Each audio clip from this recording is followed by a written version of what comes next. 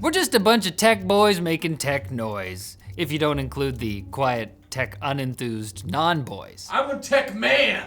I'm gonna regret bringing these intros back. Nvidia has reportedly been raided by French authorities. And I say reportedly because the country's competition regulator never named names in their press release, only stating they raided a company suspected of having implemented anti-competitive practices in the graphics card sector.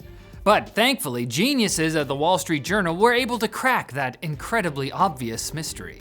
Apparently, the surprise Wednesday morning raid was tied to a larger investigation into the cloud computing market published in June that concluded new companies would be unlikely to compete with established brands. That investigation didn't mention Nvidia, focusing on Amazon, Google, and Microsoft, but according to sources, French authorities have been interviewing market players about Nvidia's powerful position in the AI accelerator market. Fast forward to today, and we now know the entire EU is beginning a probe into alleged anti-competitive abuses in that same market, in which Nvidia is dominating like John Cena in a cage match against a newborn baby. That's not fair, you can't even see him. If Nvidia hasn't been fighting fair, Nvidia might have to fight that baby's mom. And that baby's mom is the EU, played by Dwayne "The Rock" Johnson. If you smell what the EU is cooking. Reddit, the site known for making incredibly popular decisions this year, has continued that winning streak by removing users' ability to block targeted ads based on their site activity. On Wednesday, Reddit announced the site will make several changes to its privacy settings over the next few weeks, with head of privacy Jutta Williams saying they want to improve ad performance and simplify descriptions of privacy settings. And it's true, removing user choice about whether your Reddit activity data is collected and used for personalized ads is way simpler. This does sound a bit funny considering that when Reddit announced their controversial API changes, they justified it by saying, "We have an obligation to our communities to be responsible stewards of all the user-generated data and content on the site."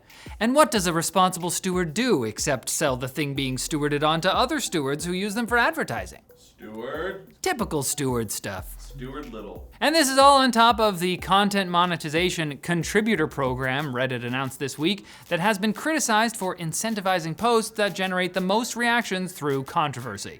Although that might not actually be the case. I don't think Reddit's privacy update post has made them any money at all. Burn.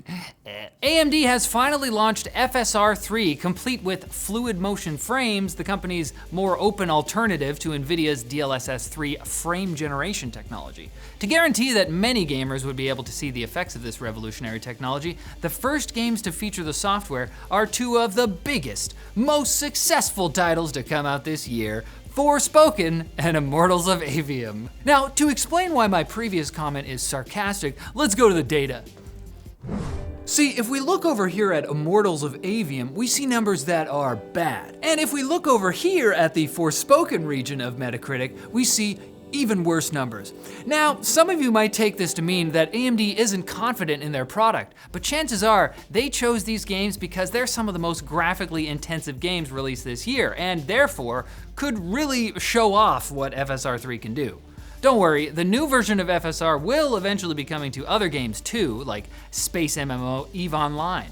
Personally, I cannot wait for it to get FSR3 support. I'll be able to fill out the built-in Excel sheets so fast. Starfield? Hello? Hello? AMD? Now it's time for Quick Bits, brought to you by Grasshopper, the service that provides virtual business phone numbers you can forward to any phone, even your cell phone. It's perfect for small business owners or for people who want to trick their parents into thinking they have a normal 9 to 5 so they get off your back about making silly internet videos. They're not silly, Dad! Simply pick a number, download their app, configure your settings, and you're ready to do business. And if you're a solo entrepreneur, the recently released True Solo plan might be for you. It's the plan that made the Kessel Run in less than 12 parsecs. For just $14 a month, it includes a business phone number for one user and still grants you access to the full feature suite. Hop on over to the link below and get down to business today. Hey, I just heard back from your doctor, and he said you tested positive for Quick Bits. It's terminal. Details of Nvidia's next-gen Blackwell GPUs have been leaked by everyone's favorite confusingly named Twitter user, Copite7Kimi. Copite. I'm gonna say it the other way. Senor Kimi implies that Blackwell will have up to 11% more CUDA cores in its AI compute-focused GPU and up to 33% more cores in its consumer-focused GPU, as long as Nvidia doesn't change fundamental aspects of its GPU structure.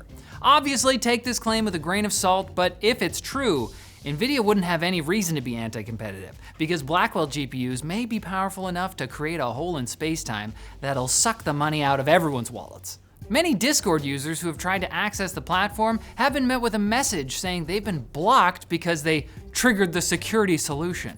Alcohol is my only solution. Okay. But actually, Discord just goofed up. Their support began to work on the issue this morning, and fortunately, they appear to have now fixed the issue.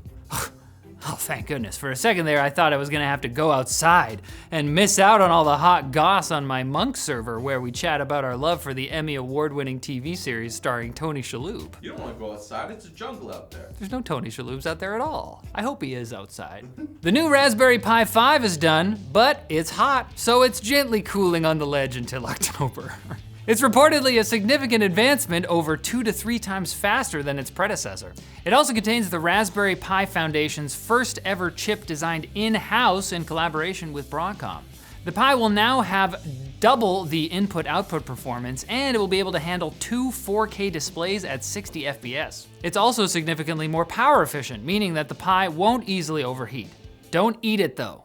Google will be allowing US teens from 13 to 17 to use its generative AI search because they're gonna do it anyway, and Google would rather they did it at home. Google's not a regular mom, it's a cool mom. Google has apparently strengthened the guardrails on its search function, as well as a feature that provides additional context to AI-generated answers. Sure, those guardrails haven't really helped adults cope with the reality of AI-generated misinformation, but I'm sure they'll definitely work on 14-year-olds. And Amazon is launching an Echo Show you can finally use as a digital photo frame, as long as you pay a subscription. This is so crazy. The Echo Show 8 Photos Edition is functionally identical to the Echo Show 8, but costs $10 more for a 6-month subscription to Amazon's Photos Plus service, which lets you look at a 30-second slideshow of your grandkids. I just love how fast technology advances. After those 6 months are over, you'll have to pay $2 a month if you ever wanna see your grandkids again.